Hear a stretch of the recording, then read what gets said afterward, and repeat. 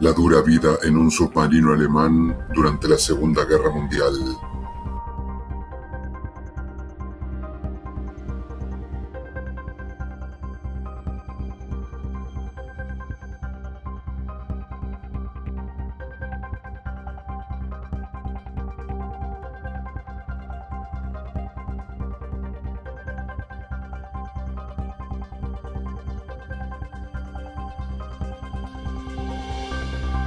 No es apropiado hacer un video sobre algún aspecto de la Segunda Guerra Mundial sin abrirlo con Churchill diciendo alguna cosa. La verdad es que este hombre no se callaba nunca. En este caso, como vemos, expresa su temor ante la formidable arma de guerra que fueron los U-Boots, los contendientes de la que fue bautizada por él como la Batalla del Atlántico, con la que el Tercer Reich intentó estrangular la economía británica.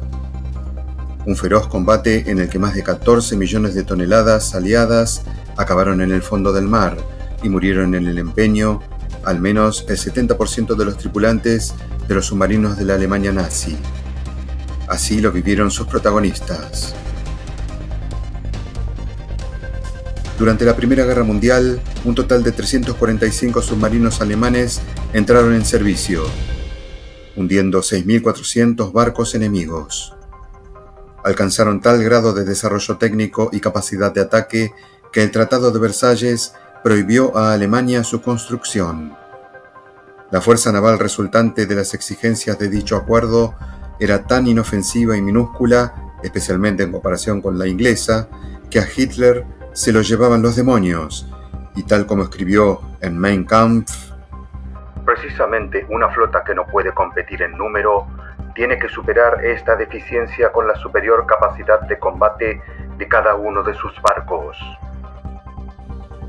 Esto trajo consigo la construcción encubierta de submarinos bajo la Kriegsmarine, inicialmente en otros países como España u Holanda, y a los finales de los años 30 y cada vez con más descaro en la propia Alemania. Entre junio de 1935 y mayo de 1945 fueron alistados un total de 1.177 aparatos bajo el mando de Karl Donitz, comandante de un submarino en la Primera Guerra, comodoro jefe de los submarinos del Reich durante la Segunda y, por curiosos avatares de la historia, la persona que sucedería al Führer tras su suicidio y firmaría la rendición incondicional de Alemania en 1945. Pero no adelantemos acontecimientos. Se construyeron diversos modelos de submarinos llamados U, abreviatura de Unterseeboot, seguidos de un número que lo identificaba. Cada uno llevaba además dibujada en su vela una insignia de su flotilla, tripulación o de la propia embarcación, que podía ser un toro, un pez espada, un caballito de mar, un muñeco de nieve o el mismísimo Mickey Mouse, que era extraordinariamente popular en la Alemania nazi. Si lograban regresar de una misión, lucían también banderines blancos según el número de barcos hundidos, con la cifra de su tonelaje. Su tripulación rondaba el medio centenar de personas y estaba compuesta de hombres muy jóvenes, la habitual carne de cañón de todas las guerras, que tenían entre 20 y 22 años en el caso de los marineros y de 23 a 25 en el caso de los suboficiales. Por lo general, previamente habían aprendido algún oficio manual, estando así familiarizados con el puesto que les asignaban como maquinistas, engrasadores o torpedistas. En gran parte se presentaban voluntarios, dado el prestigio y el halo romántico que rodeaba a los submarinistas, pese a que a medida que avanzó la guerra mostraron una tasa de mortalidad escalofriante, la más alta de hecho de todo el ejército. Al comienzo de la guerra eran despedidos por alegres multitudes y bandas de música, pero la vida que les esperaba desde el momento en el que zarpaban, sin saber muy bien lo que se les venía encima, era una mezcla de aburrimiento y claustrofobia, aderezada con ocasionales momentos de absoluto terror. Una vez iniciada la expedición, el submarino debía estar a pleno rendimiento y en alerta las 24 horas del día, así que la tripulación realizaba turnos de 4 horas. En el caso del personal de máquinas, era de 6, y usaban, por tanto, una misma cama 2 personas alternándose, lo que se conocía como cama caliente. Esto, unido a la falta de distinción entre el día y la noche dentro de la embarcación, acababa alterando los ritmos horarios de los submarinistas. Con el fin de amortiguar ese hecho, se procuraba respetar las horas de desayuno, la comida y la cena. El primero solía consistir en café muy cargado, huevos y tostadas con mantequilla o mermelada. Para la comida, sopa y carne con patatas o verduras, y para la cena salchichas o pescado. Con el paso de los días, la dieta iba deteriorándose debido al agotamiento del almacén y la constante aparición de moho debido a la humedad, si bien algunos submarinos contaban con hornos para elaborar su propio pan. La fruta, el chocolate y otras exquisiteces se empleaban para recompensar el esfuerzo. Asimismo, las bebidas alcohólicas no solían estar permitidas, pero se distribuían en fechas señaladas y para celebrar el hundimiento de un barco enemigo. Los uniformes se relegaban únicamente a los actos oficiales. A bordo, la ropa que llevaban era bastante informal, ya que ante todo primaba la funcionalidad. También empleaban una buena cantidad de agua de colonia llamada colibri, con la que pretendían disimular un poco la intensa atmósfera que se creaba con tanta gente conviviendo en un espacio cerrado.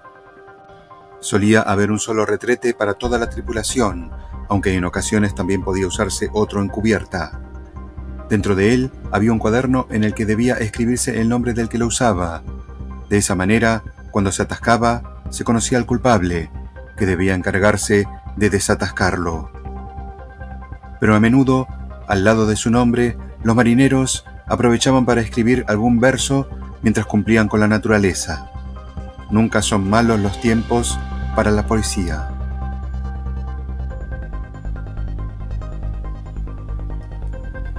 Para hacer más llevadera la monotonía a bordo, solía ponerse el tocadiscos 1 hora al día y algún submarinista llevaba un acordeón. Estaba prohibido tener fotografías de mujeres desnudas, y aquellos libros que solo tienden a halagar los bajos instintos del hombre es mejor echarlos por la borda, según opinaba el comandante de submarino Wolfgang Lutz. Aunque al llegar a tierra se permitía que salieran del puerto a desfogarse. Mientras tanto, durante la travesía, se entretenían en sus ratos libres hablando con sus compañeros, fumando, leyendo, jugando al ajedrez o a las damas, y como en el caso del U-552, cazando tiburones por el procedimiento de lanzar granadas al mar. A veces, en Nochebuena se ponía un árbol de Navidad en la cámara de proa, se cantaban canciones navideñas y se repartían pequeños regalos entre la tripulación. También era celebrado el paso del Ecuador y, como decíamos antes, el hundimiento de algún barco. Los domingos se esperaba que los submarinistas se vistieran algo mejor, y era el día en el que el capitán o los oficiales adoctrinaban al resto hablando de los inigualables logros del Tercer Reich y de su unidad y grandeza, o explicaban algún detalle sobre el funcionamiento de la embarcación o algún secreto del mar. La supervivencia del submarino dependía de la perfecta coordinación y obediencia al capitán por los subordinados. El problema residía, en ocasiones, en cómo castigar las faltas de disciplina. Una tripulación no podía permitirse el lujo de prescindir de uno de sus hombres en un calabozo de castigo, y en tiempo de guerra, amenazar con anular permisos tampoco era muy eficaz. Así que se recurría a amenazar con enviar al infractor a un batallón de castigo del frente ruso o a pequeños castigos como el lecho duro. Consistía en dormir en el suelo, sin manta ni colchón. También se ordenaba entonces realizar los trabajos más desagradables. Se le prohibía fumar e incluso se le castigaba al silencio, impidiendo que durante varios días ninguno de sus compañeros le dirigiera la palabra.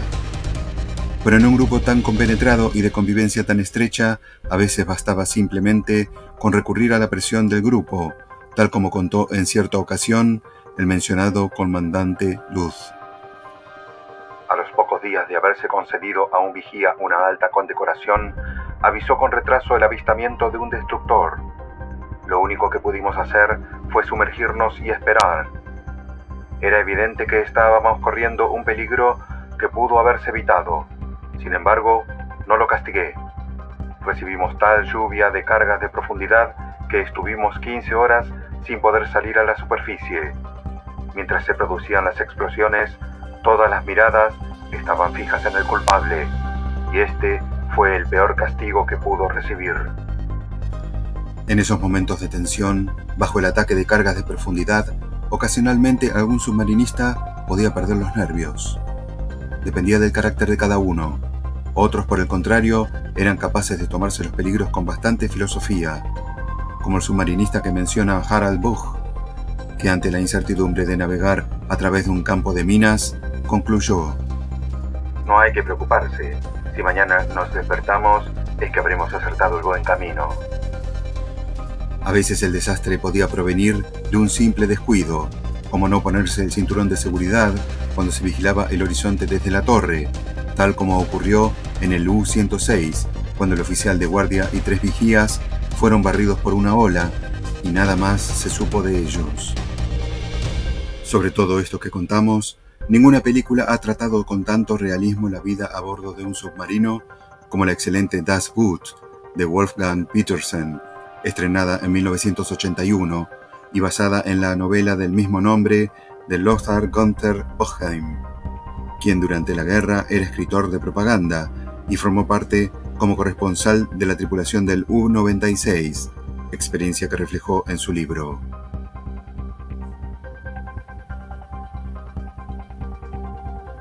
Ante el acoso alemán, durante la Primera Guerra Mundial ya comenzó a recurrirse al convoy, con los barcos mercantes navegando agrupados y escoltados por destructores. Durante la Segunda Guerra, la réplica alemana fue la Rudeltaktik, o manada de lobos, con varios submarinos nazis atacando en grupo a un convoy, preferiblemente de noche. Durante los primeros compases de la guerra, tuvieron una notable eficacia, que se vio reforzada con la capitulación de Francia y el consiguiente acceso al Golfo de Vizcaya. Los puertos de Vigo y Ferrol también les fueron de ayuda. Al establecer bases para sus submarinos en la costa francesa, dispusieron de otra salida al Atlántico, aparte del Mar del Norte, que estaba mejor controlado por los británicos. Dichas bases consistían en enormes bunkers con techos de hormigón de hasta 7 metros de espesor, que los hacía invulnerables incluso a las bombas de 5 toneladas que se lanzaron contra ellos. La base de Brest, por ejemplo, se bombardeó hasta en 65 ocasiones, sin que nunca pudiera ser destruida. El ASDIC, o sonar, fue el gran quebradero de cabeza para los submarinistas, pues permitía detectar su posición, de manera que los destructores se ponían justo encima a soltar cargas de profundidad. Es ese pitido que suena cada pocos segundos en las películas de submarinos, mientras vemos sudar a los protagonistas. Los submarinos, por su parte, disponían del radar. Por si ello no fuera bastante, también contaban con un dispositivo de observación de medición de radio. También comenzaron a llevar un pequeño artefacto llamado Bold, que era disparado y mediante una reacción química producía una gran cantidad de burbujas, despistando al sonar. Con esa misma finalidad, bordeaban la costa española para confundirse con sus salientes y con los pesqueros. En ocasiones, recurrieron a soltar aceite para que en la superficie creyeran que una carga de profundidad había hundido el submarino, o se posaban en el fondo del mar durante varias horas, hasta que la superficie quedara despejada. La invención del snorkel permitió que los motores diésel tomaran aire permaneciendo sumergidos, aunque el sistema tenía ciertos inconvenientes, como el rastro que dejaba en el agua o los cambios de presión dentro del aparato. Un recurso muy curioso fue el de usar cometas o colibris, pequeños aparatos con hélices y conectados mediante un cable al submarino. En ellos se subía algún intrépido vigía que de esa manera podía otear el horizonte desde una mejor posición, al menos hasta que llegaba algún avión enemigo. Durante la última etapa de la guerra, se diseñaron nuevos modelos de submarinos como el tipo 21, capaces de permanecer sumergidos más de 10 días, un mini submarino biplaza e incluso torpedos humanos suicidas. Hubo también una mejora en el mecanismo de detonación de los torpedos.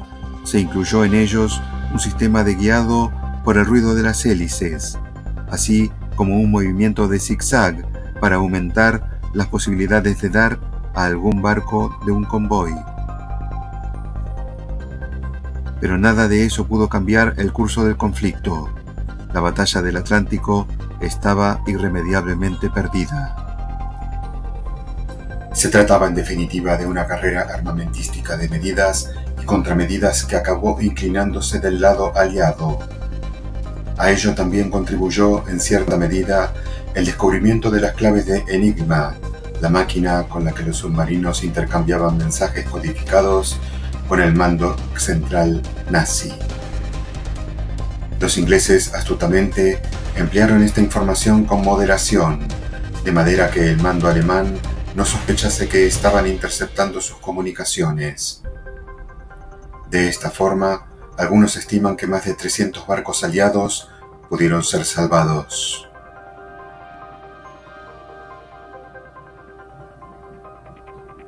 Con el transcurso de la guerra, los aliados ya no se limitaron a proteger a sus convoyes, sino que salieron a cazar a los cazadores.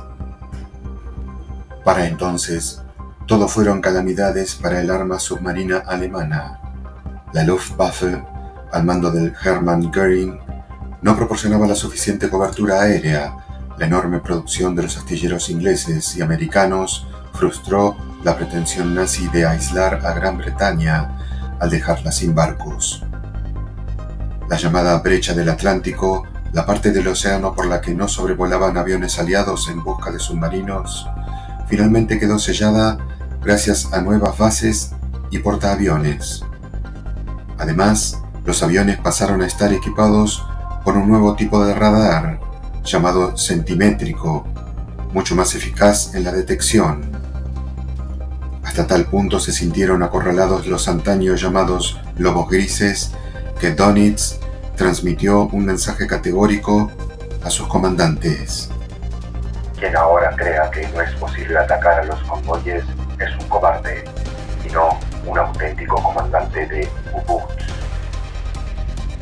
Si permanecieron funcionando durante los últimos meses, fue porque desviaban recursos aliados para su destrucción, como los aviones que de lo contrario hubieran sido destinados a atacar el suelo alemán. Aunque hay cierta variación en las cifras, se estima que de los 39.000 submarinistas alemanes murieron en combate entre el 70% y el 75%. Desde luego, les hizo falta mucho valor para meterse en estas grandes latas, a decenas de metros, bajo los barcos enemigos que no paraban de soltarles regalos, y superar la claustrofobia y el sentimiento de indefensión que supone saber que no puedes hacer nada para ponerte a salvo, solo esperar.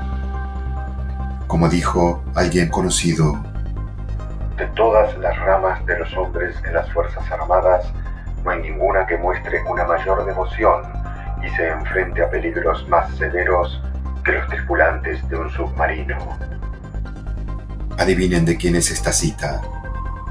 Claro, Winston Churchill nunca dejaba de hablar.